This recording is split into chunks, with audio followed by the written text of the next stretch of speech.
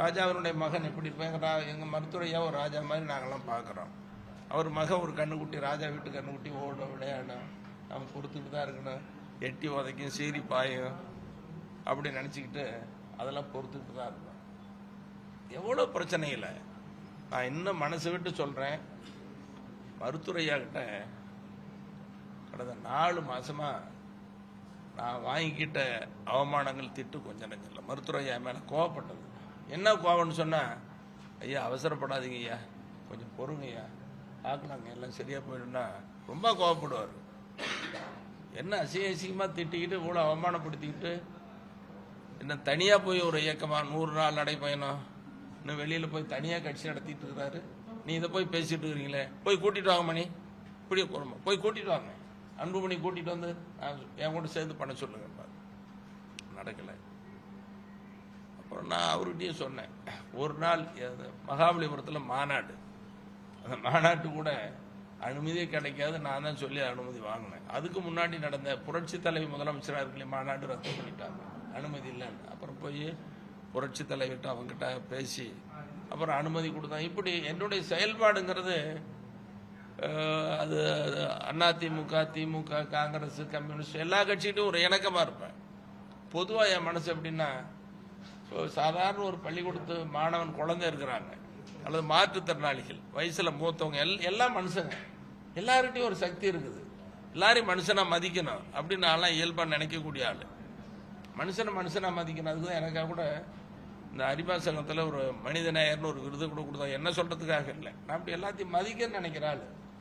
அப்போது எங்கள் சென்னையான்னு சொல்கிற அன்புமணி நம்ம அவமானப்படுத்தோன்னா அவருக்கு கெடுதல் செய்வேனா, செய்யவே இல்லை, இன்னைக்கு வரைக்கும் இல்லை.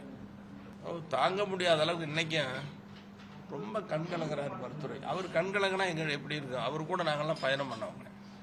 இப்போ மருத்துவர் அன்புமணி கூட இருக்கிற நிர்வாகிகள்லாம் என்ன சொல்கிறாங்கன்னா, பெரும்பாலான நிர்வாகிகள் எனக்கு ஃபோன் பண்ணி, அண்ணா நாங்கள்லாம் தப்பு பண்ணிட்டோம், ஐயா கூட தான் இருந்திருக்கணும், தெரியாமல் வந்து மாட்டிக்கிட்டோம், வேற என்ன பண்ணுறது அப்படின்னு எல்லாம் புலம்பிக்கிட்டு. ஏன்னா அவங்களுக்கு தெரியும், ஒரு 100 நாள் நடைப்பயணம் நிகழ்ச்சி என்ன பேசுகிறாரு, உங்களுக்காக உழைப்பேன், உங்களுக்காக பாடுபடுவேன், உங்களில் ஒருத்தனாக இருப்பேன், எனக்கு இந்த சமுதாயம் முக்கியம், இந்த கட்சி முக்கியம் அப்படின்னு சொல்கிறாரு.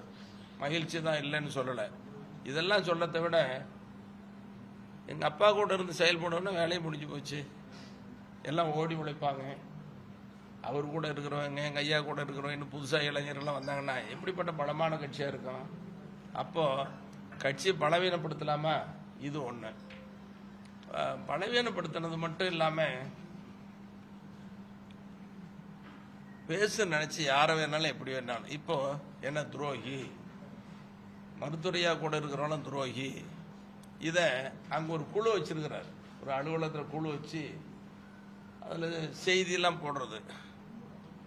நீங்கள் நினச்சி பார்த்தீங்கன்னா இது எந்த இயக்கத்துலையும் எங்கேயும் நடக்காத ஒன்று. அப்பாவை பற்றி இந்த கிழவனை குரல் மேலே கழுத்தை வச்சு மதித்து கொல்லுங்க அப்படின்னு செய்தி போடுறோம்.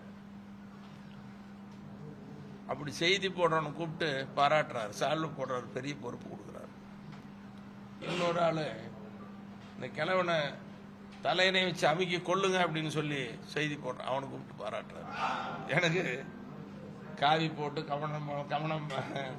கமண்டலம் கொடுத்து, ஆமாம் நாமத்தை போட்டு அல்லது பட்டையை போட்டு அவமானப்படுத்துறதுலாம் இப்படி இல்லை. ஐயா கூட இருக்கிறவங்கள இது எதுக்கு, கோவம் வந்தால் எதையும் செய்வார். இப்போ எல்லா கட்சியும் திட்டுவார். உதாரணத்தை அதிகமாக சொல்ல, என்ன திட்டுறது மட்டும் இல்லை, ஐயாவை திட்டுறது மட்டும் இல்லை. மாண்புமிகு எடப்பாடி பழனிசாமி அவர்கள் ஒரு இயக்கத்தினுடைய தலைவர், முதலமைச்சர், அவர் என்ன சொன்னார், டயர் நக்கி இப்படியே பேசணும். யாரை வேணாலும் எப்படி வேணாலும் பேசுவார் சுயநலத்துக்காக.